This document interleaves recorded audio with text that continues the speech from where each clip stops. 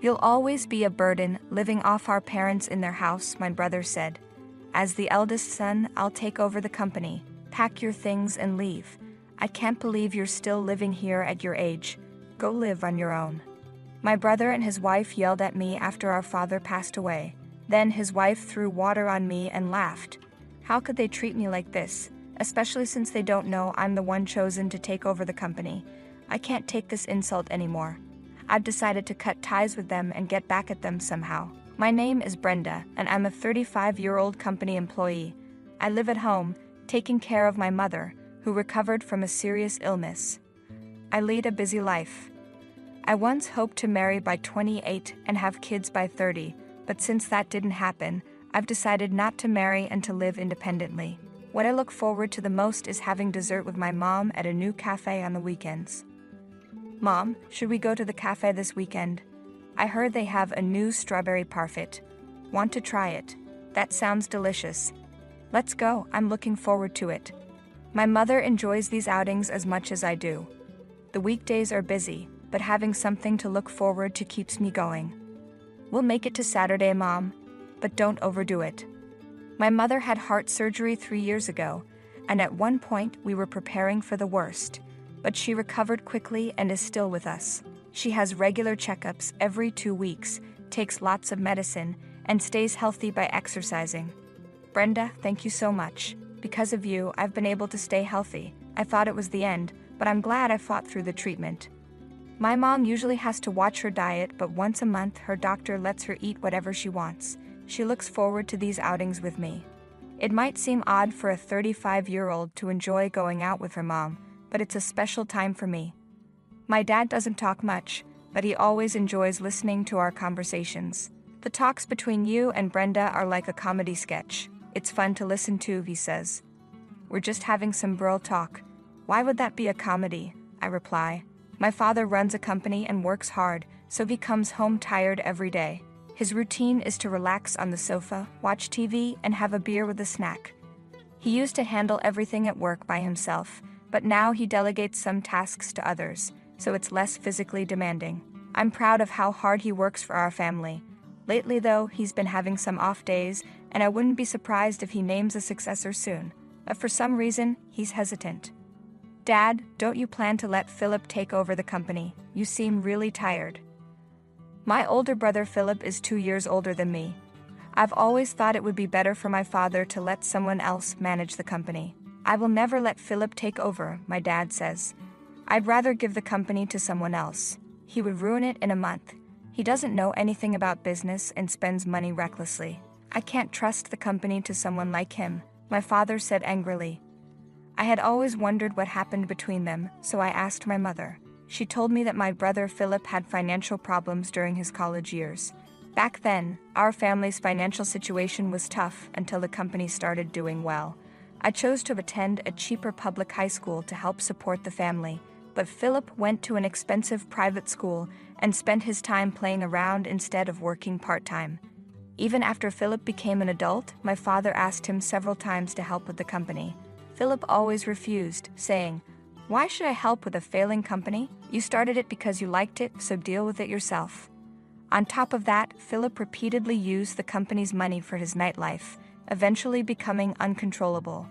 My parents didn't want to show me their struggles, so they kept quiet about Philip's issues for a long time.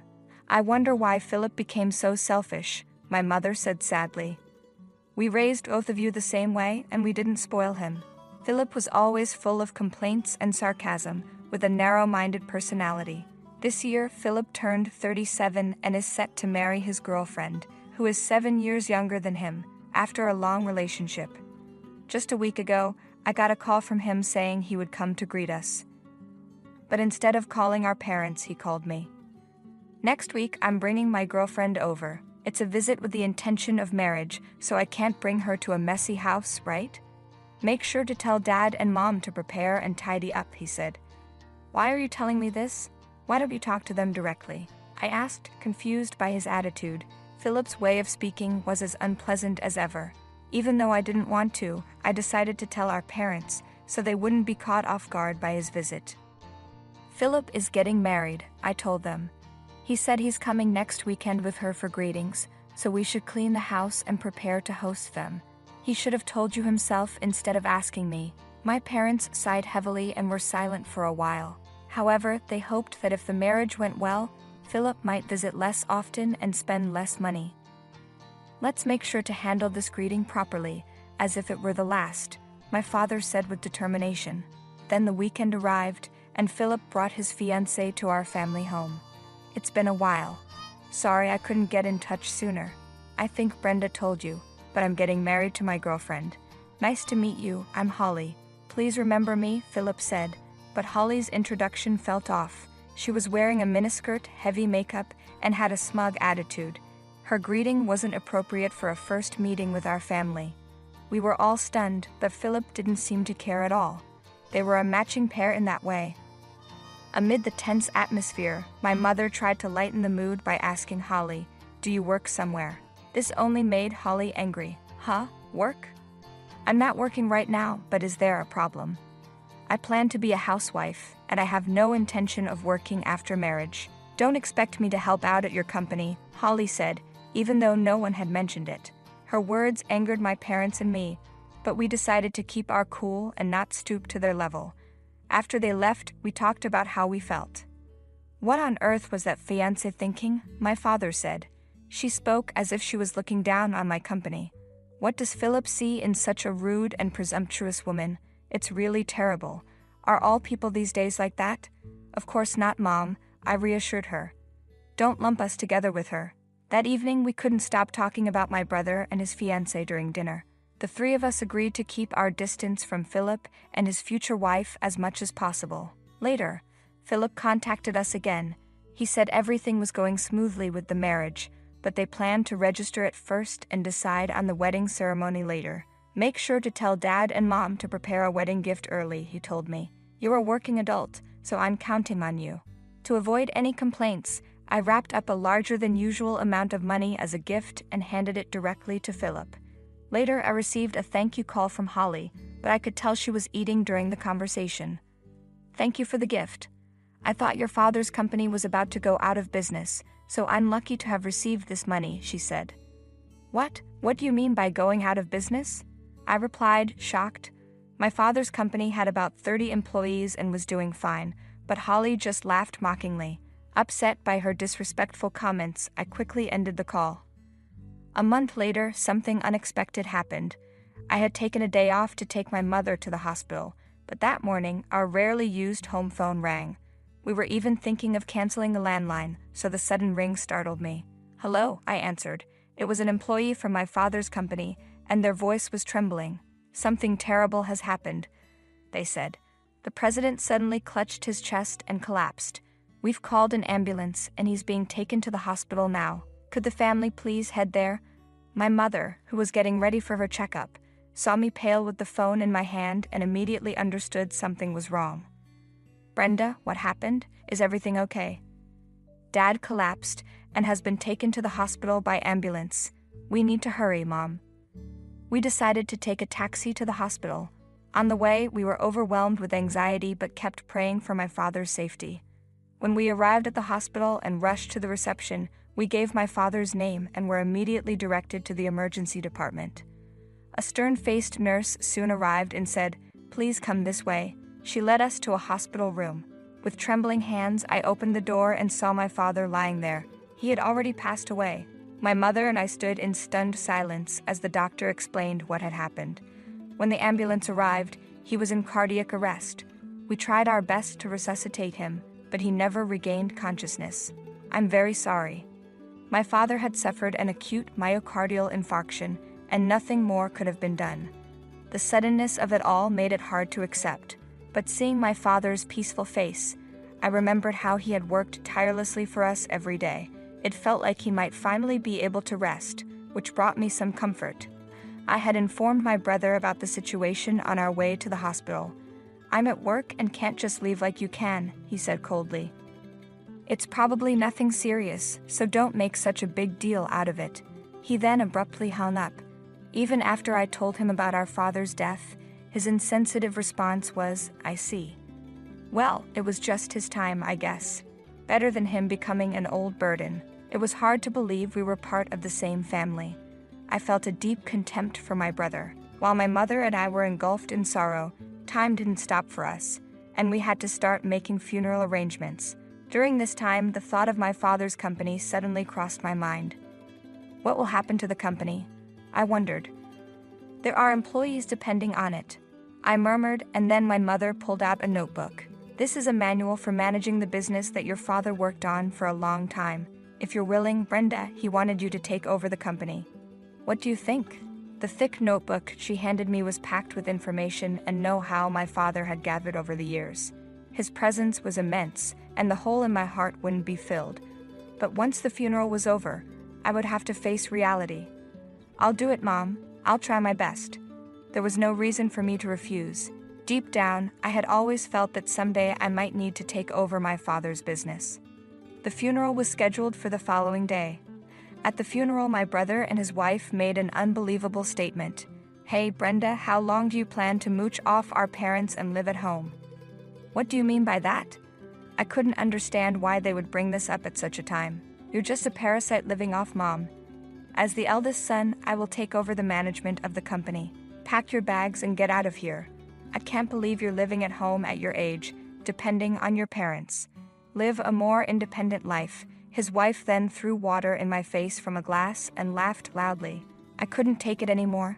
There was no reason for me to be insulted so unreasonably. I vowed to cut ties with these two and retaliate against them by any means necessary. Fine, I'll leave this house. When I declared my decision to leave, they were unnaturally pleased. Now Dad's company and the house will be mine. Plus, if we live with Mom, we can manage her pension. That's right, Philip. What a great idea. We'll be rich, and if you're the president, I'll be the president's wife. Doesn't that sound wonderful? They were gleefully discussing their future. To maximize their discomfort, I decided to keep the fact that I would be taking over the company hidden until after the funeral. Revealing it now would ruin everything. Pretending to be upset, I packed my bags and left the house as they had demanded. During the funeral, Philip pompously told my father's employees, "From now on, as the eldest son, I will be taking over the company. Please support me."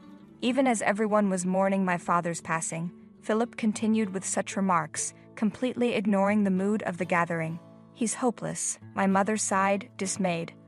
Only my foolish brother and his wife remained unaware of the entire truth. Even after the funeral ended smoothly, the busy days continued with various administrative tasks. During this time, I noticed over 100 missed calls and messages left on my answering machine from my brother. I decided to answer the next call. Hey, what the hell did you do? When I went to Dad's company, they told me the next president is his daughter. I haven't heard anything about this. I am the president. I've even quit my job at the other company. My brother ranted in anger, his statements disjointed, showing he didn't understand the situation he was in. He had excitedly gone to the company to introduce himself as the new president, only to be coldly received and ignored by all employees. How could Dad leave his precious company to someone like you who only thinks about himself? And I heard you and your wife are deep in gambling debts. What? How do you know that? I haven't told anyone. When I resigned from my previous job, I had mentioned taking over my father's company. When you have a sibling, it's a good idea to do a background check. There's often trouble involving money. My former boss had advised me. At first, I didn't understand what he meant, but just to be safe, I investigated my brother and his wife. The fact that they were swamped in gambling debts came to light. I had you and your wife investigated. How were you planning to repay those mounting debts? Were you planning to use the money Dad left behind? Was that why you wanted to kick me out and move back home? It's shockingly short-sighted. Why? How could this? It turned out that the debts, including those of his wife, had piled up to the point of no return. But I would never allow them to count on Dad's estate. Anyway, it's already decided that I will take over Dad's company. That was his last wish. The lawyer will soon confirm the will. But I don't think there will be a single penny left for you guys. What? That's a lie. Through the phone, I could sense my brother's panic, and I silently celebrated in my heart. Then the call was passed to my sister-in-law, who lashed out at me in anger. Listen here, your brother is suffering, so as his sister, you should help him. You have no heart. You're the worst. I could have retorted in kind, but it would have been a waste of time, so I chose to ignore her. Please pay back the debts you created yourselves. It's irrelevant to me and Mom, so please don't contact us again. Your remaining options are to work hard and pay off the debt or declare bankruptcy. Good luck. Goodbye. Wait a minute. Listen to me until the end. I could hear her screaming from the handset, but I hung up the phone. They would now be chased by debt repayment and likely live in poverty for the rest of their lives. It was a fitting consequence for relying on my father's money and not valuing family. If they suffered even a bit as a couple, it would serve them right. Subsequent messages were left on my answering machine a few times. Currently, my brother and his wife have started working at a new factory, but their marital strife continues daily, and it seems a divorce is imminent. I do not want them to interfere in any way as I work to grow the company, so I'd intend to completely cut ties with them. Thus, my plan for revenge was successfully completed, with a sense of refreshing closure. My husband, Jack, gave Andy Prenmark a job after he got a lot of money from his family. He said to me, "I don't need to stay with you anymore. I'm getting $5 million. I don't need you when I have all that money." His words were cold, and it felt like he was ending our marriage after being together for a long time. I felt like I was just in his way, but Jack doesn't know yet about the big secret connected to the $5 million he's inheriting. "Mom, is it true that Grandpa is really sick?" My daughter Sophie surprised me with her question. Jack's dad, Ethan, being very sick was supposed to be a secret between Jack and me. "Did you hear that from your dad?" The only one who could have told Sophie is Jack. "Yes, Dad called and said I should give up Grandpa's money." Sophie's words made me worried. Just because of that one phone call, my peaceful life was going to change. A few days after Sophie's call, Ethan passed away quietly. Since I got married, I've lived with Jack's parents, and I've always been there to help them when they were sick. It's been 5 years since Jack's mom died, and now we got the news about Ethan. The funeral went smoothly, but just when I thought things would calm down, my husband's behavior changed a lot. "Why is this place so dirty? Have you not been cleaning properly?" Jack keeps pointing out tiny bits of dust and small stains. "I'm sorry, maybe I missed it. I'll clean it right now. This place doesn't look clean either." "Are you sure you clean every day?" "Yes, I clean like I always do. Even though I clean like usual, I don't understand why Jack is so mad. But it seems like it's not just about cleaning." "Why did you make this? I wish you'd think more of how it tastes when you cook. It's tough when the meals I put effort into get criticized one by one. Even the dishes he used to love are now not good enough. Is something bothering you lately?" I finally ask, but it seems to make him even more upset. There's no point denying it. "Honestly, the food you make isn't good. I've been putting up with it because my parents never complained, but I've always thought it lacked flavor." Jack's words hurt me deeply. It's the first time he's criticized me so harshly. When Jack was this upset, I knew saying anything would just make it worse. My mom always cleaned and did laundry perfectly, and when she cooked, she put so much care into it. "You're nothing like her. I've been patient, but I can't take it anymore." It was the first time he compared me to his mother and criticized me. All I could do was think hard about myself. "I'm really sorry. I never thought he didn't like my cooking." Jack always used to smile and say it's delicious when he ate. When we first got married, his mom gave me cooking tips. It's hard to believe he always thought my cooking was bland. Tears started to flow. "Do you think crying will change anything?" "Your tears don't mean anything now. Don't cry in front of me. Everything lately just feels so hard." After he said that, Jack suddenly got up and left the house, slamming the door. "Jack, where are you going? Please come back." But he didn't seem to hear me. My head was spinning, trying to understand this sudden change, unable to grasp what had just happened. Until a few months ago, we were a close couple, sharing everything, holding hands, enjoying the little things in life together, and facing small problems as a team. I couldn't understand why we had grown apart. Then, I remembered what Sophie had said during our call. "It's about Grandpa's inheritance." Sophie's voice sounded unsure. That night, Jack came home much later than usual, and I didn't get the chance to ask him about it. Was something going on? Maybe Jack had learned something about the inheritance and didn't want to talk about it. I tried to talk to Sophie about it. Why are they talking about the inheritance while Grandpa is still healthy? She had her doubts about Jack and told me she had shared them with him. If things stay the same with the inheritance, I'll get everything. Considering Sophie, I think this is the best option. Remembering how Jack had been distant with Sophie lately, I started to have doubts. The thought of Jack taking all the inheritance and leaving me behind made my chest feel tight, and tears filled my eyes again. In my sadness, I noticed the sounds around me more vividly. Just as the room went quiet, the phone suddenly rang loudly. I didn't feel like answering it, but it could be important. Looking at the caller ID, I saw Jack's name, the same Jack who had left earlier. I felt drained, but I didn't want to face any consequences for ignoring the call, so I reluctantly picked up. "What are you doing? Don't make me wait." "I don't have much time," he said in a commanding tone that caught me off guard. He could be stubborn sometimes, but he wasn't the type to yell without a reason. Feeling surprised by his sudden change in behavior, I let out a small sigh, hoping he wouldn't notice. "What's wrong? Is something the matter? I wanted to talk to you about something." "I'll be home soon.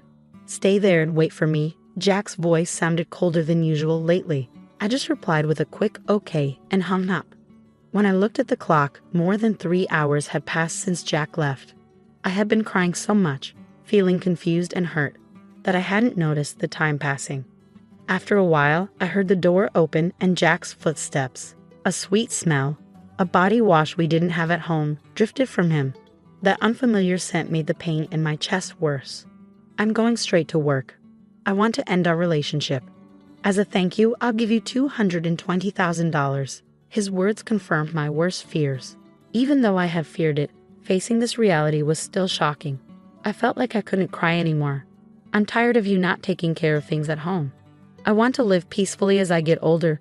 Linda had also hoped for a peaceful old age, but it seemed like Jack was the one ruining that dream. "Why?" My words trailed off as I tried to find something to say. Jack looked at me with a smug smile. Then suddenly, Jack's phone rang with a loud ringtone. It was a tone I didn't recognize, different from his usual one.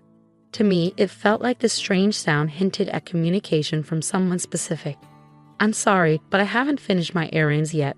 Linda sensed a hint of softness in Jack's voice, different from his usual tone towards her. It felt somewhat gentler and more personal. Plus, with the sweet scent of body wash lingering in the room, the unfamiliar ringtone from earlier, and the change in Jack's demeanor, it all hinted at something he might be hiding. I knew it, Linda whispered quietly so Jack wouldn't hear. His affair was becoming too obvious. Considering the inheritance he might get soon, the alimony might not matter to him, even if his cheating comes out. After finishing his call, Jack looked at Linda with cold, emotionless eyes. "My plans haven't changed. I need you to sign this document. I'll be in touch later. Make sure it's signed by then. I won't be coming back to this house. Remember, this house is now yours." Without saying another word or even looking at her, Jack headed towards the door. What did our 40-year marriage mean? A few days later, Linda found herself at a lawyer's office, gathering information about Jack's actions and Ethan's inheritance. She explained everything to their daughter, Sophie. Sophie's expression changed. It was painful for Linda to admit their mistakes to their daughter, but Sophie, out of love for her mother, cried and then resolved to confront Jack. She even introduced Linda to a lawyer to help them through it. "Hello, I'm Robinson. I'll be handling your case." "I'll do my best to support you," said the woman named Robinson, sitting across from me. She seemed to be in her late 40s, radiating a calm presence. Her tidy hair and professional attire gave off a sense of professionalism. Her clear way of speaking made me feel reassured. "I'm Lily Johnson. I'm sorry for reaching out to you so suddenly. I'm a bit nervous since it's our first meeting in these circumstances," I said. "That's okay. Sophie has already given me some information. She briefed me on the situation, so I can discuss it with you calmly," replied Mrs. Robinson. After researching and gathering information both by myself and with Mrs. Robinson's help, we confirmed some facts. My husband doesn't have any siblings, so if Sophie gives up the inheritance, the big fortune, around $5 million, will all go to him. Also, he started an affair with a woman named Jennifer at a bar they visited, and it seems the relationship lasted about 6 months. I was curious about what happened between her and my husband. I admitted to Mrs. Robinson during our joint investigation. Together, we uncovered an important fact that my husband might not know yet. "Linda, how do you intend to proceed from here?" Mrs. Robinson asked me gently, her eyes soft and understanding. "Thank you from the bottom of my heart. I deeply appreciate it," I replied, smiling gratefully at her. After paying the fee for the procedures and exchanging a few words, I quietly left her office. 5 days later, I got a call from Jack on my cell phone. He suggested meeting at a quiet cafe. I arrived a bit early, and the cafe was surprisingly empty. The owner welcomed me warmly and said I could sit anywhere. I chose a seat by the window to enjoy the peaceful view outside. After a while, the bell on the door rang, and I saw Jack and his new girlfriend, Jennifer, walking in. When Jack saw me, he smirked proudly. "Are you ready for the divorce?" he asked bluntly. I was taken aback by his first statement. It seemed like he was convinced he was in control of the situation. "Is this your new partner?" I hadn't expected him to bring her to such an important discussion, and I was surprised by his decision. I wondered if he was still the man I once loved deeply. Had he changed because of his cheating, or was he always like this? I couldn't tell. "You're Jack's wife, right? I'm Jennifer. I've recently started seeing him," she said, suddenly smiling. I couldn't quite understand the meaning behind her sudden smile. "I've heard a lot about you from Jack. Seeing you in person, you do look a bit older. I wonder how Jack put up with all these years. I feel a bit sorry for him." Jennifer seemed to take great care of her appearance. She looked much younger than her actual age, which was in her 60s. Compared to her, I might look my age, but I couldn't accept the way she said it. "Jennifer, it's those kinds of comments I warned you about," Jack interjected. "But yes, I did think that. But Jack, if it were me, I would cherish you more," I said softly. "I understand, Linda. I don't want you to overthink it anymore. I just want you to file the divorce papers," Jack said, his attitude not surprising me. "Hold on, there's something I need to discuss," I said, noticing a hint of confusion on Jack's face. "What do you mean? Is this about your father's inheritance? Is that why, after all these years of marriage, you're making this decision?" I wanted to know the truth behind everything. I failed to see how my father's inheritance and you are connected. That's solely my father's affair. I've heard detailed stories about your father's extensive inheritance from Sophie. I know its value. So what? That inheritance isn't for you to claim, Jack retorted. But I'll answer. Actually, more than the inheritance itself, the end of caring for my parents is one of the reasons I want to part ways with you. Just a caregiver role, I couldn't believe Jack saw me only as a caregiver and not the loving wife I used to be. I don't even have the energy to cry. Can we speed this up, Jack? I want to start our new life. Besides, have you still not let go of Jack? Anger and sadness hit me in waves. My hand trembled as I took a deep breath and pulled out the divorce papers. But my name isn't written yet. The situation isn't settled for me to hand them over. You remember promising me the house and money, right? I remembered our conversation clearly. Yeah, I did say that. I'm a man of my word, so I plan to give you the house and money. You say you're kind, but a truly kind person wouldn't just use their wife as a caregiver and then abandon her. So I'm demanding rightful compensation of $30,000 and the rights to the house, I said firmly. What compensation? When we talked about money, it was supposed to be $20,000. You always nitpick at the very end. Your attitude of trying to pay me the absolute minimum is so obvious. But the difference of $10,000 means a lot to me, Jack retorted. So I think $30,000 as compensation is fair. Your girlfriend is Jennifer, right? I thought of claiming from her too, but instead, I want to settle for $330,000. And I intend to sign the divorce papers right here in front of you. Jennifer unexpectedly commented, first suggesting that $30,000 would be okay.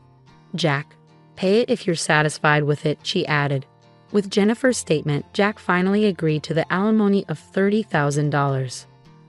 Now we need Jack's signature on the land title change document Mrs. Robinson prepared and the notarized alimony agreement, I said calmly, surprising Jack with my preparedness. We lined up our seals at the designated spot, and Jack smiled as if he anticipated something. So Linda, will you sign the divorce papers right now? He asked. Understood.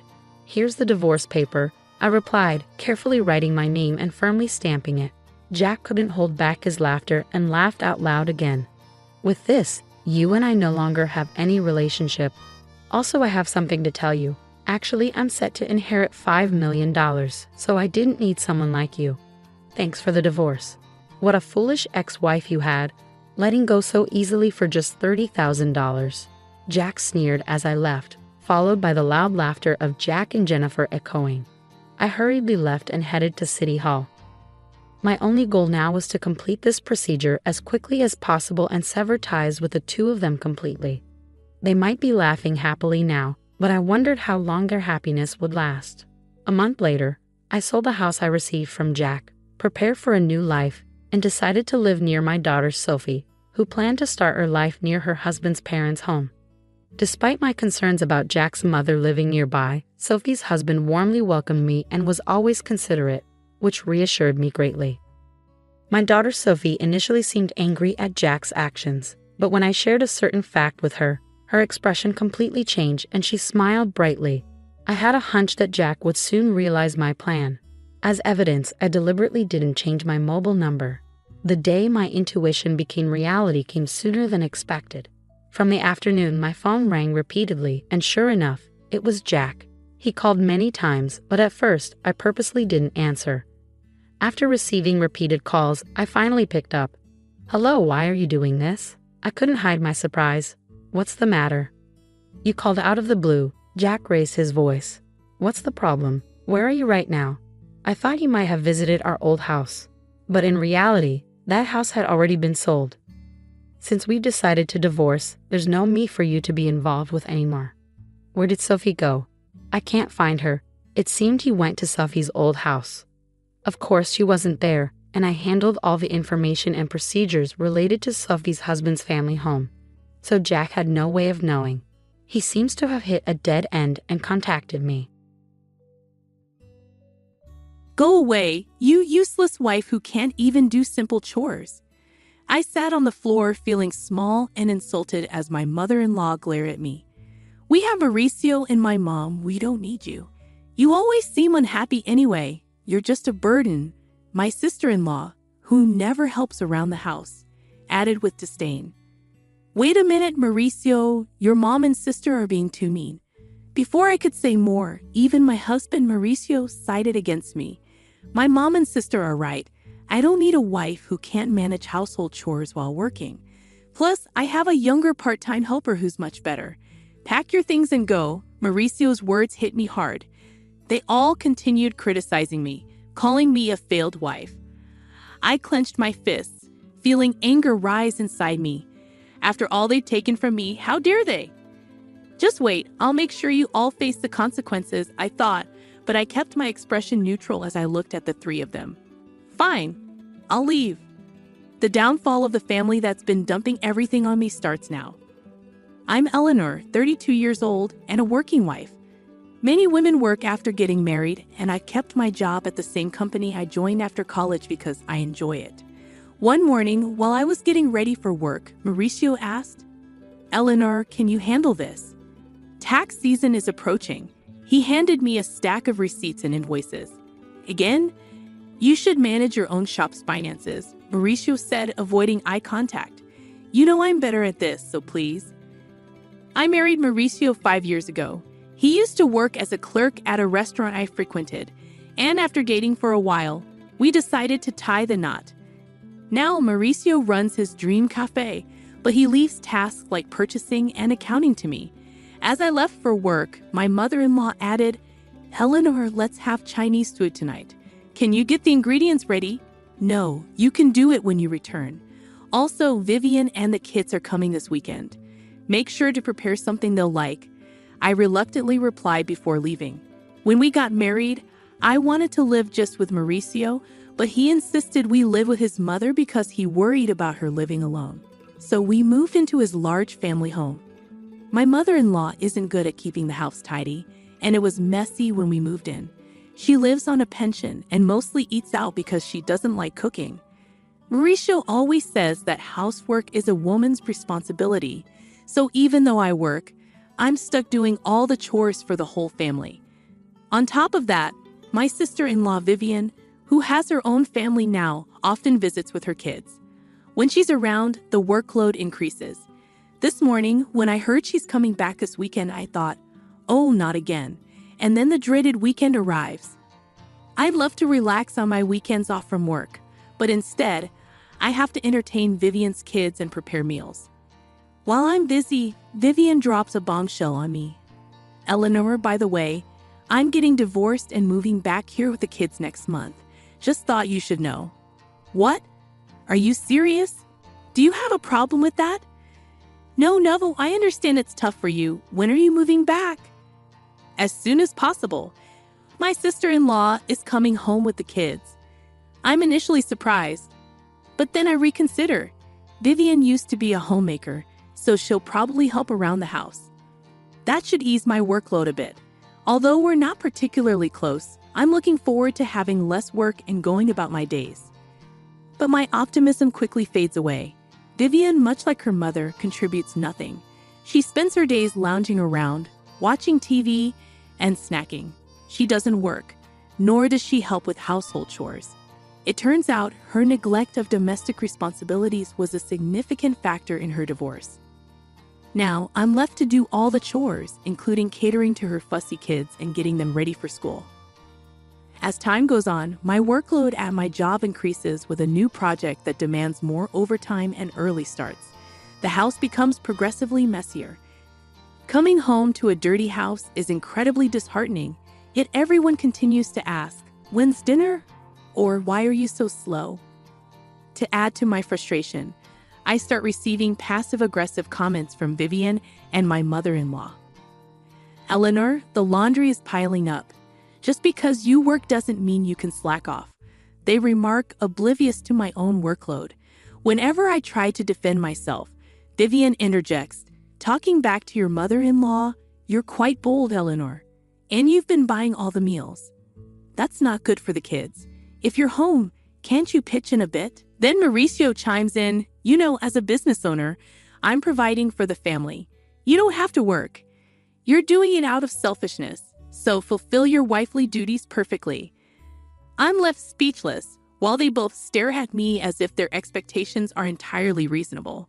That night, I was seething with anger. I decided to confront Mauricio. "I'm swamped with work, and neither your mom nor your sister is pitching in with the housework. You're not bad-mouthing my mom and sister, are you?" Mauricio shoots me a glare. Surprised, I respond, "No, that's not it. But I can't handle all the chores alone. Could you lend a hand? I'm busy running a business. You might not get it because you have an easy office job, but running a business is tough. Plus, isn't housework a wife's responsibility? Don't expect me to do it. Are you serious?" Mauricio simply goes to bed, leaving me fuming. But then an idea strikes me. I come up with a plan. That night, before going to sleep, I quickly order some gadgets online. A few days later, a bunch of new appliances arrive. A washer, dryer, a cleaning robot, and kitchen appliances with automatic cooking functions. If no one's going to help me, I might as well make my chores easier with some handy gadgets. As the delivery guys are bringing in the washer, my mother-in-law and sister-in-law show up. "You bought a new washer without consulting us." "The old one still works, but it's outdated and this will make laundry quicker and simpler." "What's all this? A cleaning robot and cooking appliances?" "Eleanor, come over here."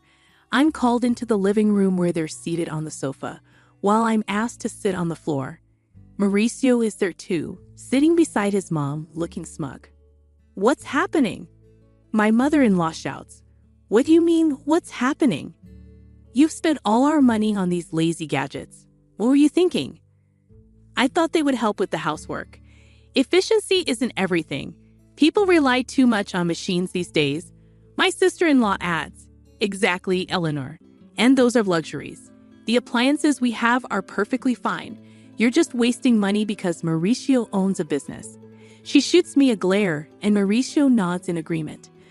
"But you're just trying to make your life easier. Can't you even handle housework properly?" I wanted to retort, "Look who's talking," but I remained silent.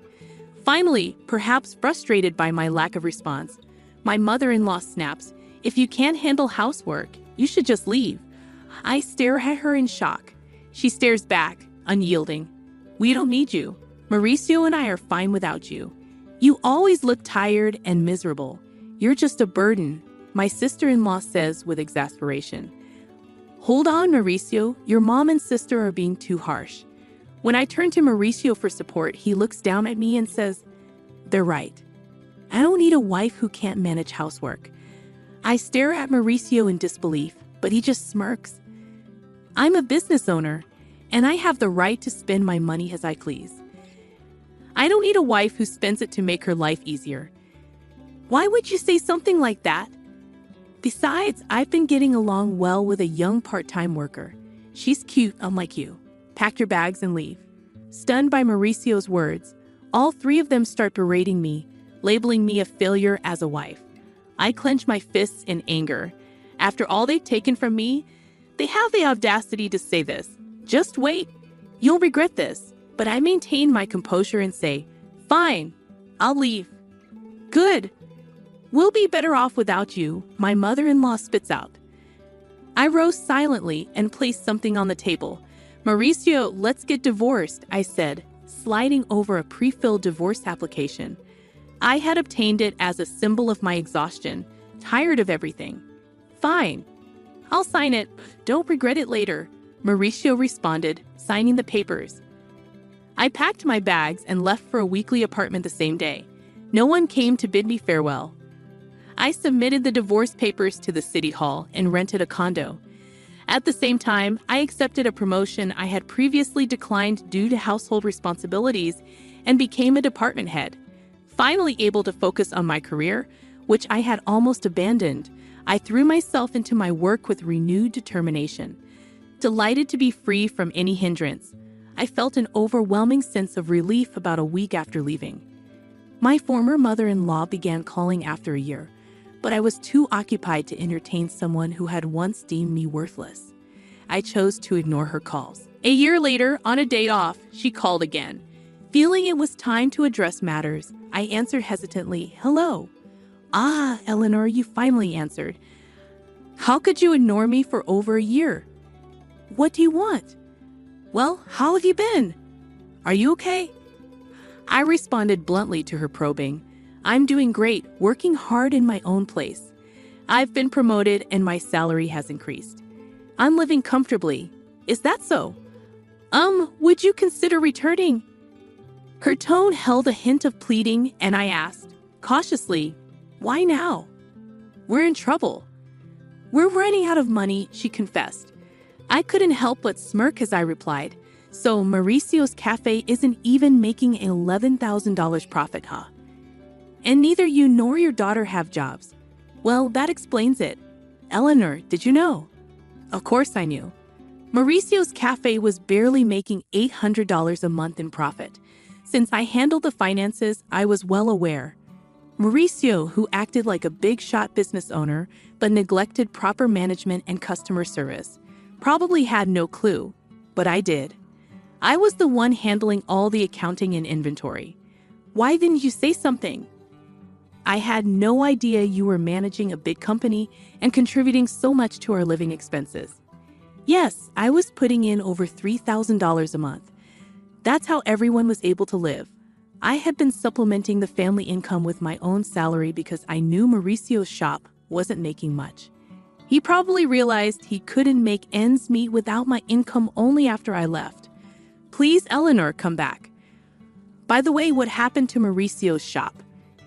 Ignoring my former mother-in-law's plea, I informed her Mauricio's shop is going under next month. Even the part-time girl left him. That makes sense.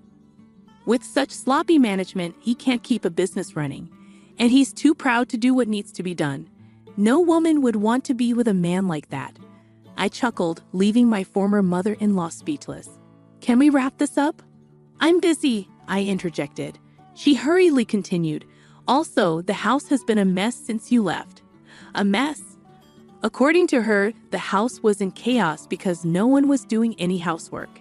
It was cluttered, no one was cooking, so they had to buy food, and they couldn't even afford a new washing machine. It would have been nice if you left those appliances, she remarked. What do you mean? Those lazy appliances? And what's wrong with taking things that I pay for? I shouldn't have said that, but I never expected the house to deteriorate like this just because no one was doing the chores. Isn't it strange that 3 adults can't manage the housework? I questioned, growing irritated. What are your daughter and Mauricio doing? She lowered her voice. Well, Mauricio has been sulking at home all day, doing nothing since he found out his shop isn't making any money. Really? He said he could do whatever he wanted with his money because he's a business owner. And Vivian refuses to work no matter how much I tell her. She doesn't do housework, and she even asks me for pocket money for herself and her kids. My pension is running out. Really? Your daughter told me she didn't need me because she had you, I retorted icily. My former mother-in-law attempted to sway me once more. Please, Eleanor, my pension isn't enough for the three of us anymore. I have no intention of returning to that house. Your children are quite dependent, aren't they? She fell silent. Just as I was about to end the call, she persisted. Eleanor, we'll change. Please come back. Let's all live happily together again. Sure, happily with a worthless wife. I cut her off. She stumbled over her words but continued to plead. I apologize for what I said. We're family. Help us. We can't even afford the property taxes anymore. We'll have to sell the house. I'm neither obligated nor inclined to assist you. Sort it out yourselves. Goodbye from your worthless wife, I said, disregarding her cries as I ended the call and blocked her number, savoring my coffee in my tidy apartment. I chuckled to myself. 3 months later, I happened to stroll past Mauricio's cafe. To my surprise, it had transformed into an empty storefront. It appeared that he had indeed closed down for good. Their family home was also listed as sold. When I bumped into a former neighbor, they informed me that the three of them had sold a house and relocated, now residing in a cramped nearby apartment. They had become a constant nuisance in the neighborhood, often arguing and causing disturbances. Complaints were stacking up against them. It was disappointing to see that despite the opportunity to work hard and take care of their home independently, they hadn't, which was typical of them. I regarded their former residence with a sense of detachment and continued on my way. Since then, I've been fully immersed in my work. Recently, a sincere and hardworking colleague confessed his feelings for me, expressing admiration for my dedication to my job. We started dating with the intention of marriage. I believe my next marriage isn't too far off, and this time I'm eagerly anticipating embracing happiness. Hi, I'm Jenny, and I'm 27 years old. 3 years ago, I married Hugo, who is the most wonderful person I've ever met. He's kind and funny, and he makes me feel really good every single day.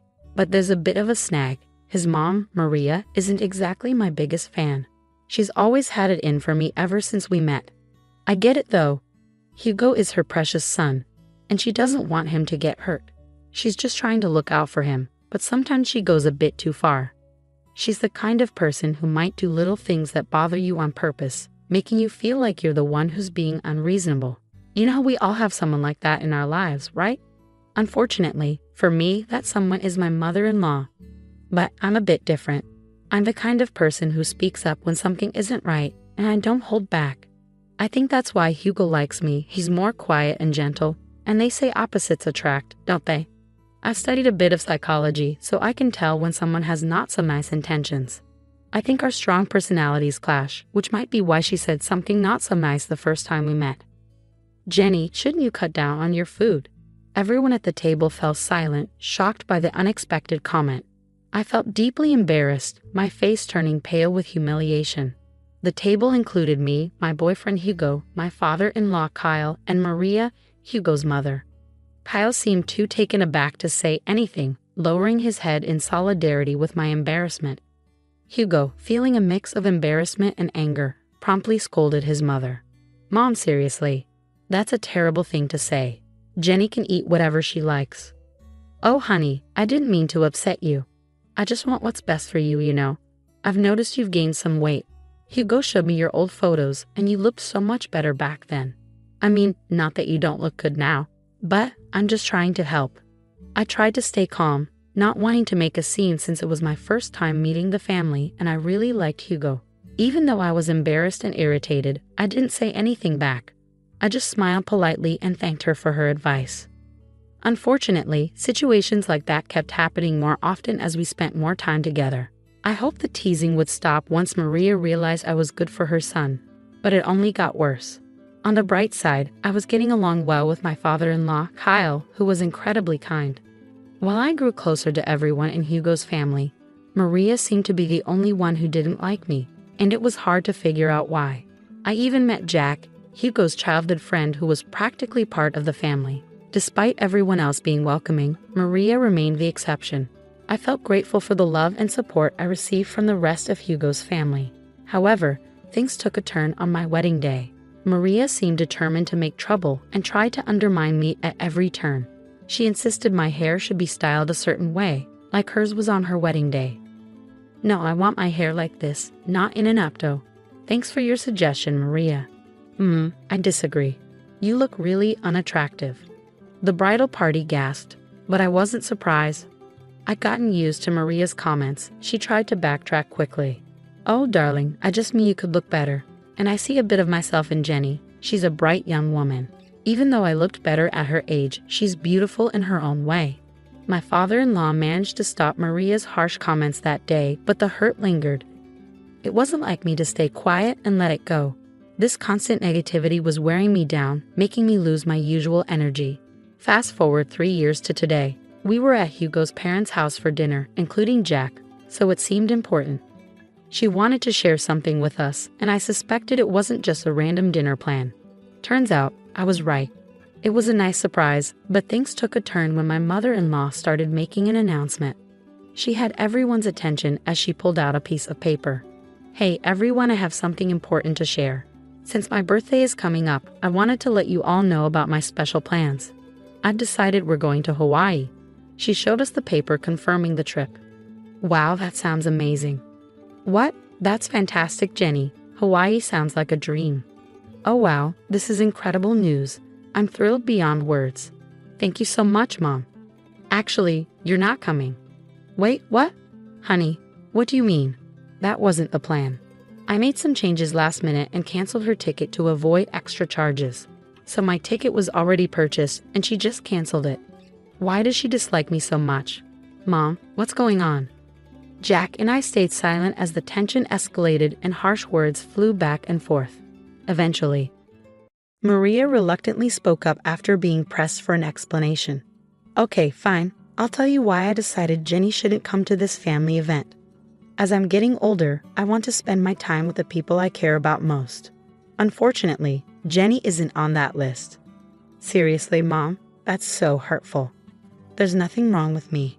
Don't disrespect me. I'm just saying, well, Jenny isn't technically family since she's not related by blood. By that logic, Jack shouldn't go either, right? He's not technically family, as you're saying. But we all know that's ridiculous. He's part of the family. And since Hugo and Jenny got married, she's family too. Well, Jack is different. He's our precious angel. He's always been here, but Jenny hasn't. That's why I'm not comfortable with her coming on the trip. It's my birthday, so I get to decide. Come on, Jenny, we're leaving now. No. When I firmly said no, it grabbed everyone's attention, including Maria's, who had been trying to hide a smile. But when I spoke up, her smile vanished.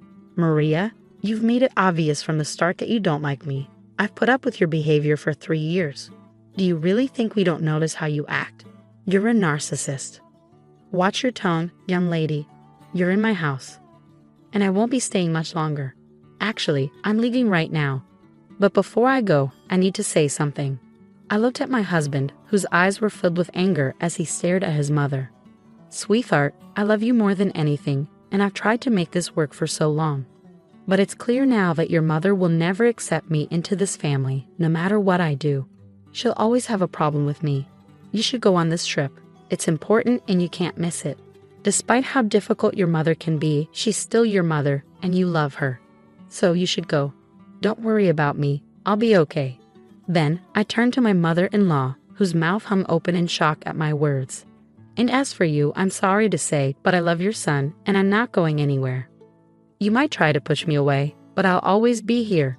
Even when you're in Hawaii, you'll still be thinking about me because, let's be real, I think you're obsessed with me. How dare you? I should slap you right now. I'm not finished. You are obsessed with me. You're obsessed with tearing me down. And I can't understand why when I've only shown you kindness and patience, even when you didn't deserve it. But enough is enough. If you don't want me to go to Hawaii with you, fine. If you don't think I'm part of the family, fine. But I'll always be here. As long as I'm alive, I'll be here for Hugo, Kyle, and even Jack. But never for you. At that moment, I realized I finally silenced her. She stood there with her mouth hanging open, seemingly at a loss for words. For once, I'd managed to keep her quiet. I said my goodbyes to the rest of the family, gave my husband a kiss on the cheek, and headed towards the door. Let me drive you home at least. I can't let you take a cab. Please don't worry about me, honey.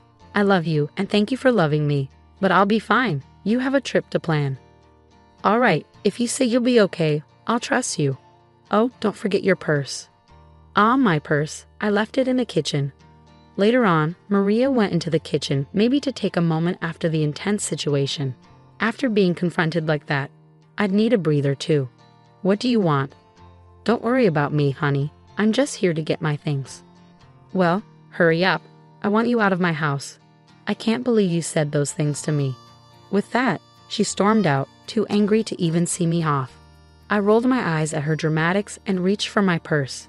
Next to it, I noticed a piece of paper with Maria's handwriting. I assumed it was the trip itinerary, feeling a bit bitter about not going. Curiosity got the better of me, so I grabbed it and started reading. Dear Jack, you've always been like a son to me, and I love you dearly. Oh, it's a letter to Jack. That's a bit unexpected, but I suppose it's nice. As I continued reading, my curiosity got the best of me. The love and care you've shown me over the years will never be forgotten. I hate to admit it, but even when it comes to my son Hugo, I feel like the love we once shared is fading. Wait, what? She loves Jack more than Hugo? That doesn't make sense. As I continued to read the letter, each line shocked me more than the last. I couldn't believe what I was seeing. There was so much to process, and although it wasn't right for me to read the letter, I'm grateful I did. After finishing it, I paced in the kitchen, trying to figure out what to do. Then it hit me. Everyone who needed to know about this letter was in the other room. It was time to act. I read the letter again to confirm what I had seen. Yep, it was the same shocking content. I walked back into the dining room, where only 3 pairs of eyes met mine. Jenny, I'm so sorry for what Maria is putting you through. Don't worry, you're coming to Hawaii with us. She's just going through a rough patch, but I'll talk to her and make her change her mind. I don't know what's gotten into her lately, but I'll fix it, Kyle said. Kyle, please don't worry about me. I'm fine. Actually, I found something interesting that I need to share with everyone, especially Hugo. Hugo and Jack looked concerned. Hugo might have thought I was about to ask for a divorce. Whenever I complained about his mother, he'd agree and wonder how I put up with it. I always told him it was because I loved him too much to leave and that I'd go through anything for him. I noticed Maria wasn't here. Where is she? She needs to be part of this too. I mentioned earlier she seemed a bit off after your confrontation. She said she got a headache and wanted to rest upstairs. She won't be down for a while. You know how she is about her beauty sleep. I sighed, irritated by Maria's habits that inconvenience others. This is really important. She needs to be here. It's okay, Jenny. You can tell us and we'll let her know when she wakes up.